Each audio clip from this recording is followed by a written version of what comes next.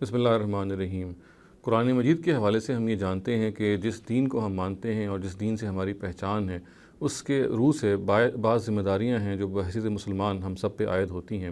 اور یہ وہ ذمہ داریاں ہیں جو ہم مسلمانوں پر ہماری اپنی کیپیسٹیز میں، ہماری مختلف حیثیتوں میں ہم پر عائد ہوتی ہیں۔ مثال کے طور پہ حکمران کی ایک جو ذمہ داری ہے وہ بالکل اور ہے، علماء کی بالکل اور ہے، اس امت مسلمہ کی یا ذریت ابراہیم کی بالکل ایک مختلف ذمہ داری ہے، اور اسی طریقے سے ایک فرد کی ذمہ داری اس معاملے میں بالکل مختلف ہے۔ اور یہ دعوت جو ہمیں دین کی دینی ہے غیر مسلموں کو، اس کے حوالے سے بہرحال یہ ذمہ داریاں ہمیں ان کیپیسٹیز میں پہچاننی پڑیں گی اور جاننی پڑیں گی، اگر ہمیں دین کے حوالے سے جو دعوت کی ذمہ داری ہم پہ عائد کی گئی ہے اس کا ٹھیک ٹھیک ہمیں حق ادا کرنا ہے۔ اب ایک سوال ہے جو اس میں عام طور سے پیدا ہوتا ہے، اور آج کل کے دور میں اگرچہ اس کے امکانات تو بہت کم ہیں، تاہم اس کو ایک ایکیڈیمک سوال کی نوعیت کے طور پہ ضرور لوگ پوچھتے ہیں، اور وہ سوال یہ ہے کہ ایسے اشخاص کا یا ایسے لوگوں کا کیا ہوگا کہ جن کو دین کی دعوت نہیں پہنچی، یعنی اسلام کی دعوت جن کو نہیں پہنچی، تو ان کا معاملہ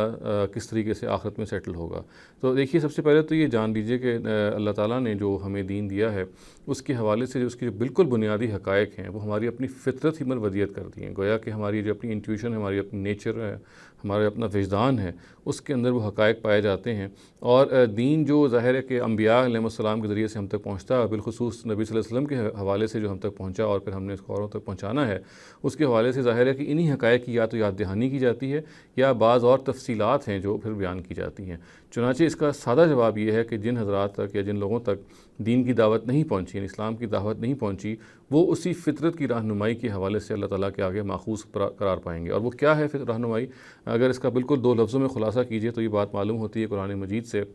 کہ یہ ایک بنیادی بات یہ ہے کہ اللہ تعالیٰ کا واحد ہونا، اس کا ایک ہونا، اس کا تصور انسان کے اپنے وجدان میں موجود ہے، اور یہ بات کہ آخرت ہونی ہے یا اکاؤنٹیبلٹی ہونی ہے، اور اس اکاؤنٹیبلٹی کی بنیاد ہے وہ انسان کا اپنا عمل ہے جو وہ کر رہا ہے۔ یہ وہ بنیادی بات ہے جو معلوم ہوتا ہے کہ انسان کی اپنے وجدان میں، اس کی اپنی انٹیوشن میں موجود ہے، اور اس کے لیے کسی آسمانی صحیفے کی، کسی آسمانی ہدایت کی ضرورت نہیں ہے، کسی نبی کی ضرورت نہیں ہے کہ وہ آ کے ہمیں بتائے کہ خدا ایک ہے، اور انسان کا اس کے اعمال کی بنیاد پہ جواب دہی ایک دن ہونی ہے، یا جواب دہی کا سلسلہ جو ہے وہ موجود ہے۔ تو یہ وہ حقائق ہیں جن کے بارے میں ہمارا اپنا چونکہ وجدان اگر وہ پرورٹڈ نہیں ہے، اگر وہ مس نہیں ہوا تو اس کے اندر موجود ہوں گے۔ تو قرآن مجید سے معلوم ہوتا ہے کہ ایسے لوگوں کو جن کو دین کی دعوت نہیں پہنچی، جن کو نبی صلی اللہ علیہ وسلم کی دعوت نہیں پہنچی، اگرچہ ظاہر ہے آج کل کے زمانے میں شاید یہ کہنا بالکل